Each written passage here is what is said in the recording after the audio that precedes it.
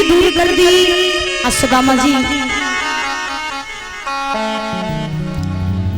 आज सुदामा जी जो है बड़े प्रसन्न हुए के बारे कन्हैया तेरी लीला तो बड़ी निराली है, तो जब भी देता तो छप्पर फाड़ के देता है। और सही बात है, पहली बात हमारा ठाकुर किसी को कुछ देता नहीं है, और जब भी देता है ना तो फिर लोग कल्पना भी नहीं कर पाते उससे ज्यादा दे देता है।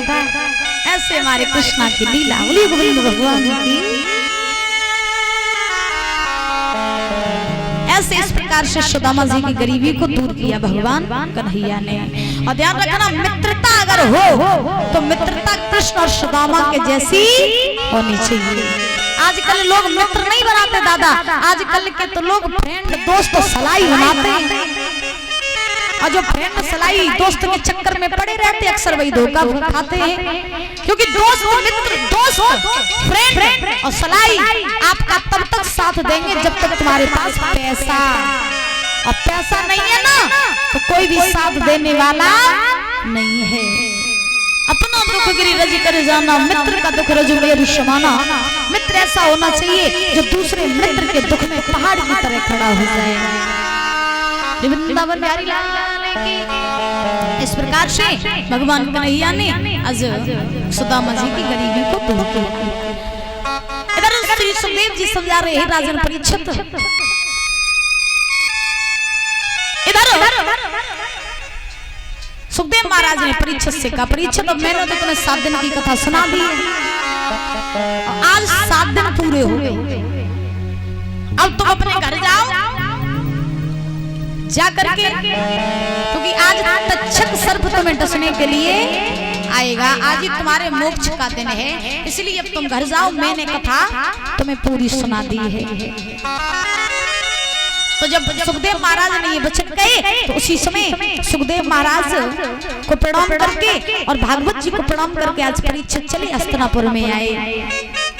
जब परीक्षित महाराज हस्तिनापुर में आए तो हस्तिनापुर में आकर के परीक्षित के पुत्र थे जन्मेजय, उनका राज्य तिलक हुआ, जन्मेजय हस्तिनापुर के राजा हुए, और परीक्षित जो है वो तक्षक के आने की राह देखने लगे। जैसा कि श्रृंगी ऋषि ने श्राप दिया था कि हे परीक्षित 7वें दिन तुम्हें तक्षक सर्प डसेगा, तो आज महाराज वही तक्षक परीक्षित को डसने के लिए चला जब पूरे 7 दिन हो गए। परीक्षित महाराज उठ के आ जाओ।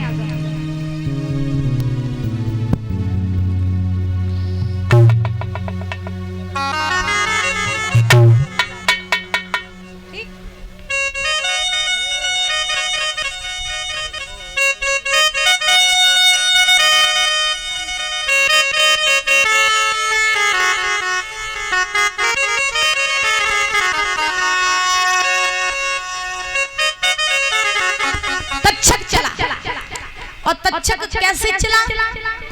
तक्षक ने पुष्प का रूप बना लिया, और तक्षक ने जैसे ही पुष्प का रूप बनाया तो आज पुष्प का रूप बना करके तक्षक परीक्षित के पास में पहुंच गया।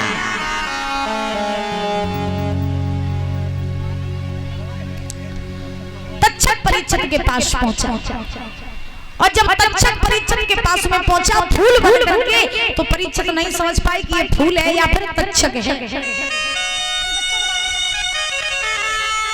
तो परीक्षित ने वो फूल समझ के उठाया, और फूल समझ करके जैसे ही उठाया और अपनी नाक से लगाया, और जैसे ही नाक से लगाया तैसे ही तक्षक ने परीक्षित को नाक में डस लिया। बोले परीक्षित महाराज की।